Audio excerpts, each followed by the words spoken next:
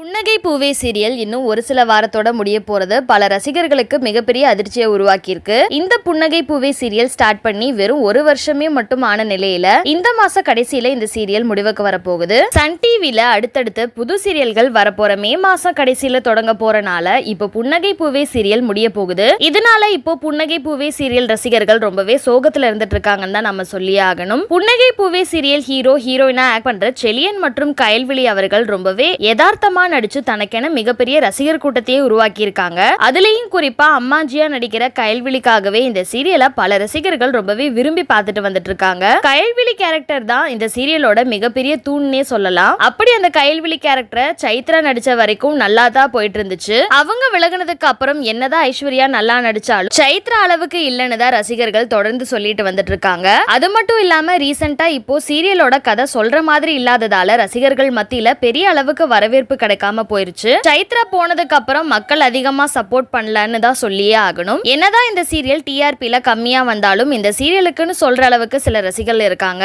அவங்க இப்போ சோசியல் மீடியால சீரியலை முடிக்காதீங்க, இன்னும் கொஞ்ச நாள் டைம் கொடுங்க அப்படின்னு ரொம்பவே உருக்கமா சொல்லிட்டு வந்துட்டு இருக்காங்க. ஆனா அடுத்தடுத்து பல புது சீரியல்கள் எல்லாம் வெயிட்டிங் லிஸ்ட்ல இருக்கறனால இப்போ கண்டிப்பா இந்த சீரியல் முடிவுக்கு கொண்டு வந்துருவாங்க அப்படின்னு தான் சொல்லிட்டு வராங்க. சோ இந்த வீடியோவை பார்த்துட்டு இருக்க நீங்க புன்னகை பூவே சீரியல்ல இந்த மாசத்தோட முடிய போறத பத்தியும் இந்த சீரியலை நீங்க எந்த அளவுக்கு மிஸ் பண்ண போறீங்க அப்படின்னும் உங்களோட கருத்துக்களை கீழே உள்ள கமெண்ட் செக்ஷன்ல மறக்காம ஷேர் பண்ணிக்கோங்க. மேலும் இது போன்ற இன்ட்ரெஸ்டிங்கான அப்டேட்ஸ் தெரிஞ்சுக்க நம்மளோட சேனலை மறக்காம சப்ஸ்கிரைப் பண்ணிக்கோங்க.